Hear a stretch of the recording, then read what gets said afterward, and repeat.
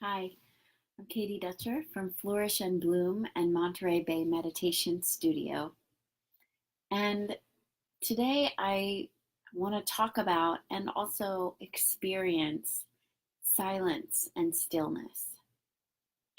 And the title of this is about when stillness and silence call.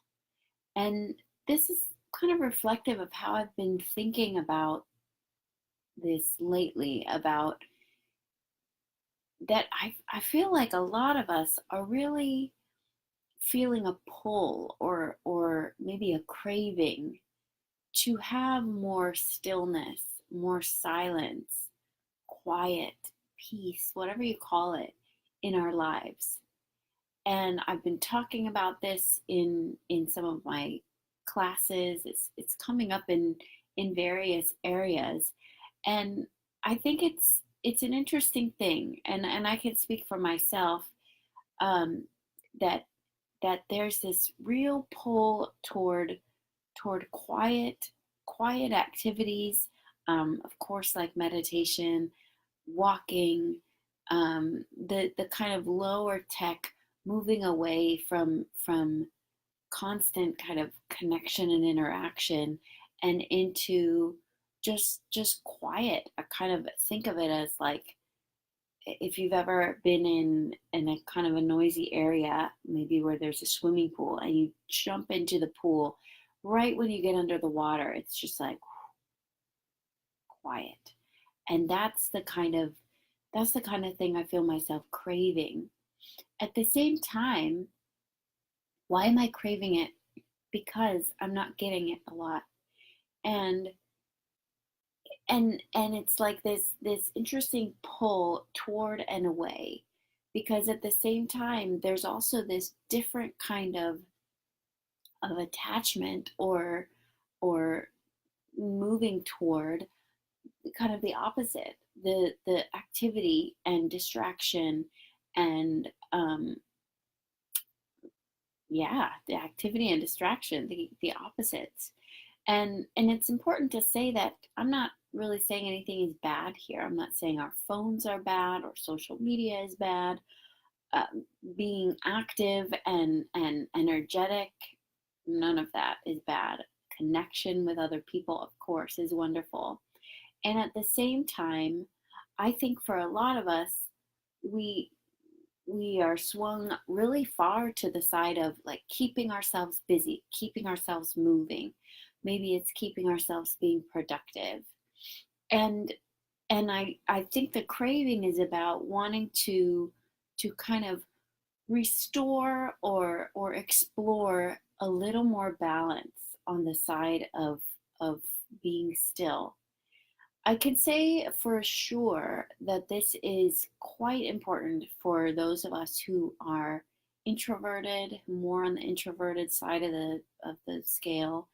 Those of us who are highly sensitive to stimuli, to the energies of other people. For those of us in this kind of category, it's really essential because we it's like when we're in this world of talking and movement all the time for a sustained amount of time, um, it's it's like the nervous system doesn't quite get to be at ease. And so giving ourselves time for stillness is really important for us. That doesn't mean it's always easy, right? Because it often means being alone, um, carving out time away perhaps from other people, or negotiating time to be spent on activities that are different, that are quieter. It it it is not quite in line with some of the values of many cultures, right? So it's because if sitting in silence or just walking in the forest isn't necessarily productive. I mean, of course, it's massively productive in a more indirect way for our brains and our hearts and minds. And at the same time, it doesn't, directly in the short term check something off a list, right? So there's that productivity thing. And then of course the bias that there is toward being social, being collaborative, being with other people. So it's a little distinct. It's a little counterculture. There are a lot of reasons why this isn't necessarily the dominant thing right now, and yet it's rising, right? There's really all over the world this growing movement, if you want to call it that, or basically a pull toward mindfulness, toward meditation, yoga. And so it's there, the call is there. The question is, do we, will we respond? Will we kind of heed that call or pay attention to that craving of silence? One more thing that I think is kind of the tension here is that sometimes silence, being in silence, is uncomfortable, especially if we're not used to it. We can feel kind of restless, like something's supposed to be happening here that's not happening, or we can feel like maybe we don't know what to do. What are we supposed to be doing with our minds during this time? Are we doing the right thing? Should our mind be empty? What if I'm thinking? We kind of get caught up in the should of it, or the how to. um, there can be boredom, definitely. If not as much is going on and we're not being entertained, there can be some boredom. um, and and maybe other things too. Sometimes maybe a fear of actually what is here. Sometimes we're keeping ourselves busy and distracted because there's pain, there's sorrow, fear, anger, any number of things that are being kind of pushed down or buried. And leaving a space of silence will just perhaps invite something to be acknowledged that maybe is really uncomfortable to acknowledge. So again, I would put this on both sides of why it's difficult and why it's so important to allow that space, especially if you feel safe doing so.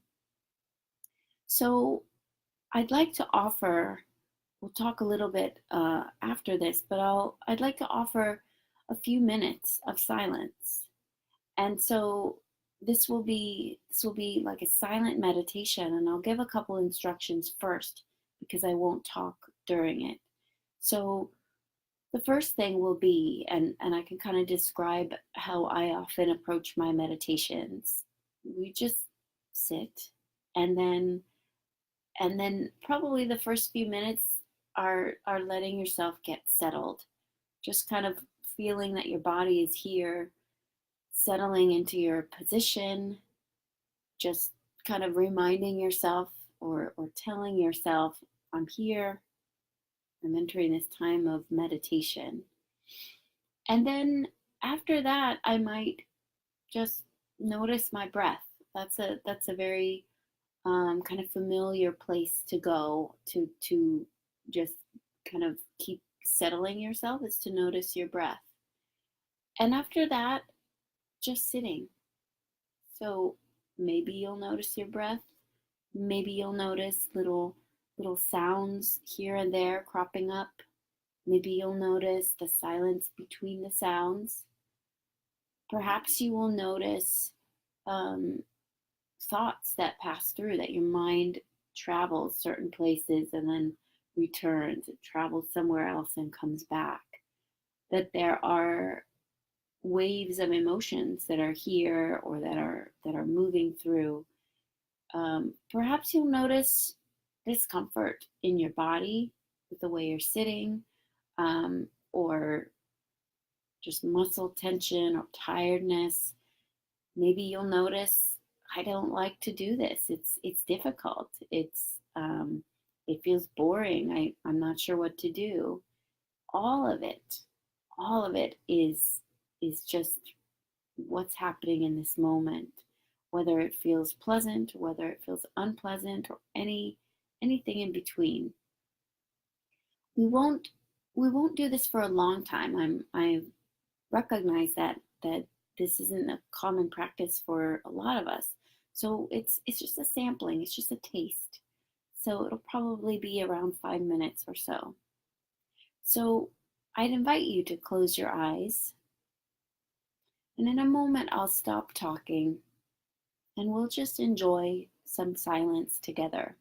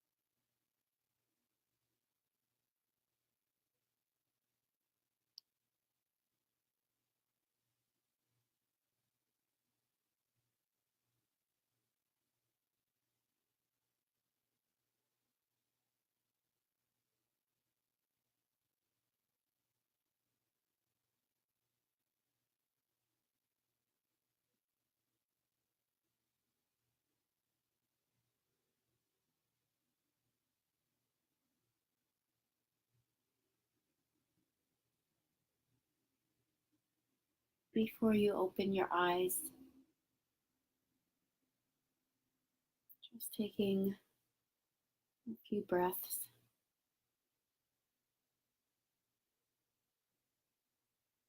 And if you like, just offering gratitude toward yourself for trying this, for giving yourself this gift, this little pool of silence,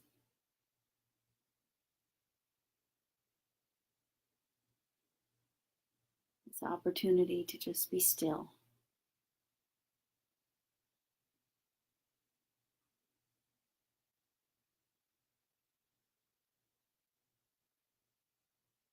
And when you're ready, letting your eyes open. I'm so curious about how that was for you, if that felt restorative and lovely, if it felt difficult. There's so much, ironically, that I could say about silence. Even just the little that I've been reading about how um, actually noise can be so damaging for us, about how silence promotes growth of brain cells. There's a lot here. There's a lot of note. Um, and I also want to say that, like with everything, if you are wanting this, if you're feeling this pull towards silence, if there's something interesting about this for you, there are small ways. I would suggest small ways to start to kind of start to shift a little bit in the direction of a little more stillness, of a little more quiet. So I can offer some ideas. Um, and a lot of these are things that I've been doing. One of the things I do is that if I'm in the car and I've been listening to the radio, before I turn off the car and get out, I turn the radio off.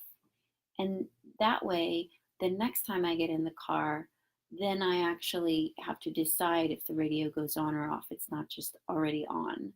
So that's a little thing that I do. And that means that often when I get in the car, I do choose not to turn on anything, but just to drive, to do the commute with my own thoughts or just in quiet. And I do the same thing often with walks. I love to listen to podcasts. I like to listen to music, and I often walk without that, um, just to take in the sounds around me and be with my own processing whatever's going on in my head. There's actually times when I can feel it, that when I will turn on a podcast or something, that I can feel it's like my thoughts are wanting to be here and um, be just kind of process their way through, but they're being tamped down by this input of this podcast, and so I have to turn it off and just enjoy the what can arise when there is no other input. Um, so you could see here that I'm not just talking about meditation, although these spaces of silence in meditation are beautiful. I'm talking about really how we thread this into daily life, where we notice what is interrupting us kind of from ourselves, and just decide here and there, not always, but here and there, to take that out, to subtract something that's adding noise or input or stimulation. Another thing is that we often, especially when we have free time, we have choices with how we spend our time, and when we make choices, we can just kind of start moving the needle in favor of things that are a little more low tech, a little more quiet, a little more still. So I could I could listen to music, I could watch TV, I could be on my computer, and if I decide that I'm not going to do that because there's so much stimulation there, then maybe there's room for more creative things. Maybe I decide to draw or color or make my own music or um, Gosh, I don't know. There's probably things that you like to do that are very quiet that you always wish, oh, I wish I had the time to do this. You might probably have the time to do it. It's a matter of choosing um, that's where you're going to spend your time. And I again, I fully am saying this to myself as well, that it is a matter of choice. Um, so there's all these little ways to kind of start just just heeding that call of stillness and gifting it to yourself little by little. I do think it's interesting to see when we sit for a longer time or when we go for a walk in the woods that that we don't know what will happen. We don't know what is wanting to arise, um, and has not been given space to arise yet. So that is part of the interesting part of, like, what happens when we maybe just sit and then we feel bored and restless, but we keep sitting and we kind of get to the other side of that. And then what? Often we find ourselves in new thoughts or new emotions or things that we didn't know were there. And so that's part of what there is to gain, is some kind of mystery that we won't find if we don't allow the space for it to arise. So I'm really wishing you well with this, if this resonates with you, that you start now, that it doesn't have to be massive swaths of silent time, although that's awesome. I love that too. But little moments, 1 minute, whatever it takes. I'm wishing you well.